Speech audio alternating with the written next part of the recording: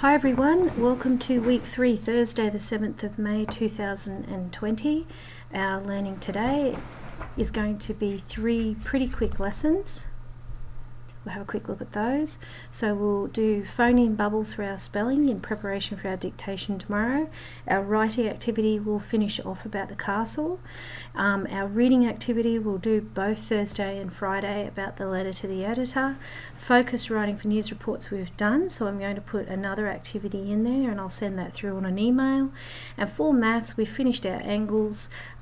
So today is going to be doing Thursday's mental math, and the rest of the time is mathletics for you guys to catch up on your mathletics.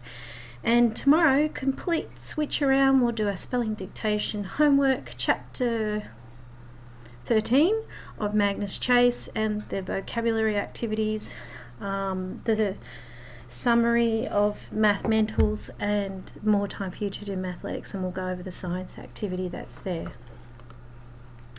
Okay, so let's get started with our phonemes because that's what we're concentrating on today. Remember 44 phonemes or sounds, phonemes in the English language. Each one of those phonemes is represented by graphemes or letters, and as we know these are the common graphemes, and there's lots of different ways we can spell these phonemes because they come from different languages.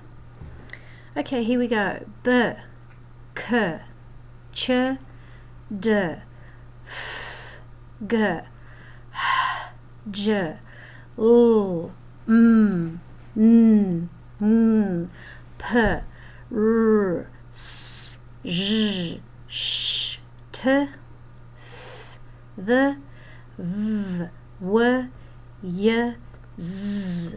Now of course we know there's 24 consonants, and we know they're consonants because the air coming out of our mouth is stopped by our tongue, our lips, our teeth and our throat.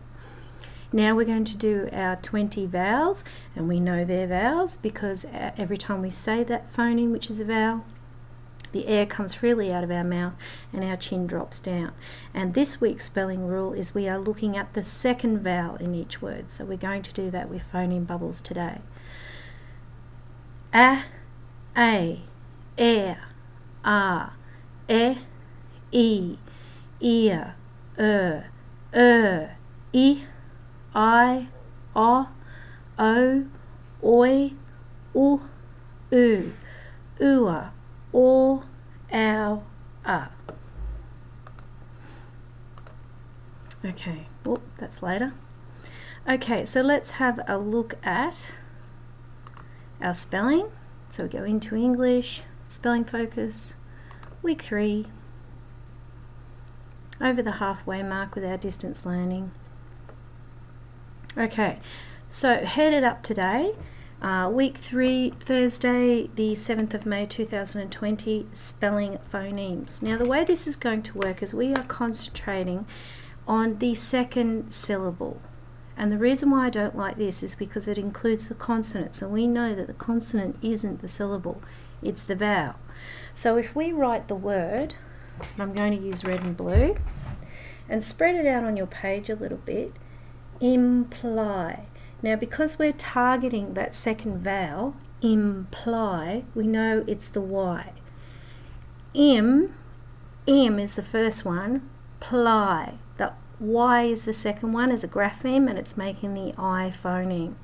So what we want to do is write our I, M, P, L, Y above it, and we're going to circle the word that way so that we have captured that Y at the end of imply. Okay, number 2, make sure you spread these out, it does take a bit of room. Oblige. So we know we're going for that second one, and the second one is O, that's our first one. B-l-I-G. So we're going to write our word over here. O-B-L-I-G-E. So we circle this way first, and we're going to capture that I. Oblige. See how we've caught the second vowel? Oblige. Okay, Now last week I didn't explain it well because some vowels, as we know, are digraphs, meaning 2 letters, trigraphs meaning 3, and sometimes even quadraphs meaning 4, so we have to be on the lookout for that. Reveal, and there's one now. So if we write reveal that way, and of course we know reveal, the EA is both going together to make that E sound. So we have to capture both of those. So over the EA we're going to write R, V, we're going to use that EA and put the L underneath. So then when we circle it, I should be doing it in red, sorry. When we circle it, we're going to circle the E and the A, the full digraph that is making the E sound. See that? It's not just the E, it's the EA, reveal. Okay, so that's something I didn't explain clearly last week because a lot of people missed that. So we're wanting to circle all the letters that make that phoneme. Okay, October. O, K, T, O, that's our second syllable. B, so we want to write it above that. O, K, T, B. And the goes together. So we circle everything this way. And then we want to capture that second O sound, the second syllable. And there's only one letter there, so it's a graph, and there we go, we've captured it, October.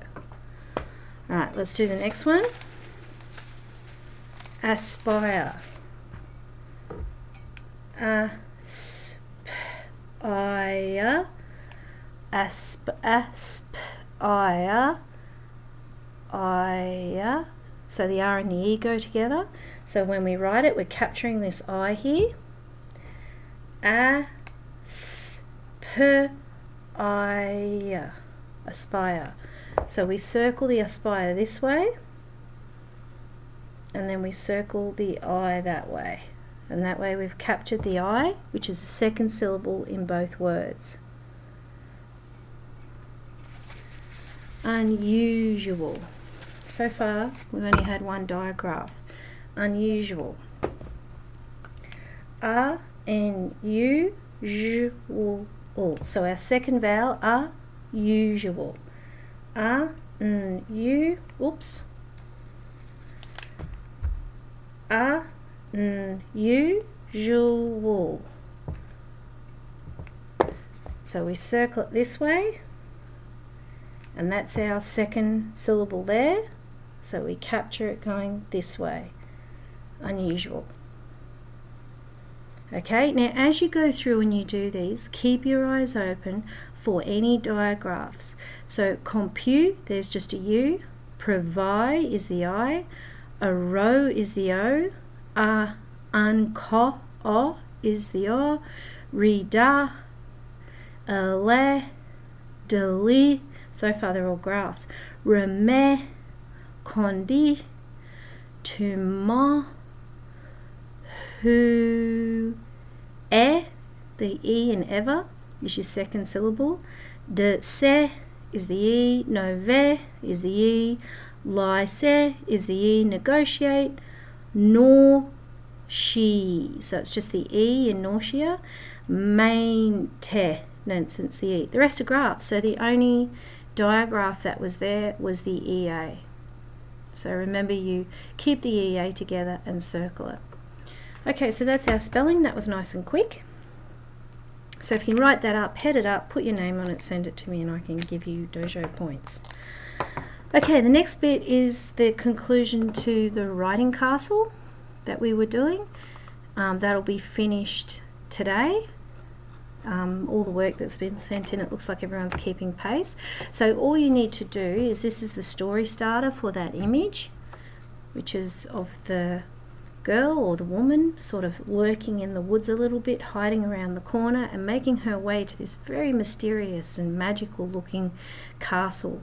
And you can see the light even coming down from the sky onto it and all the magical things around it. Does it look like a bad place or an evil place, or does it look like a magical, pretty, good place? Okay, so the story starter you've given is: it happened in the dead of night. The garden light illuminated the person, casting a mysterious shadow. As silent as a whisper in the night, the figure stealthily crept towards the green wooden doors. Click! The key slipped into the metal lock, the cold mechanisms inside responding to the familiar shapes of the object that had been slipped inside. Seeing the padlock pop open as expected, the figure slipped the slender bolt across into its resting position. The doors groaned agonizingly. The figure turned to survey the surrounding area, alarmed at the loudness of the sound their actions had made. The coast seemed clear. Resuming their mission, the shadow slipped inside the room. There it was. This was the sight and moment they had been waiting for. And you continue on. Okay, now just a little reminder with your writing. Okay, it's not getting it done quickly, it's not rushing through, it's not only thinking of your sentence first, as you're writing, sounding out your phonemes, think of your punctuation, but it also is going back over it, reading it to make sure it makes sense, reading it to see if you can edit it to make it better. This is just part of the writing process. You need to do it all the time, particularly in high school. So take pride with your writing.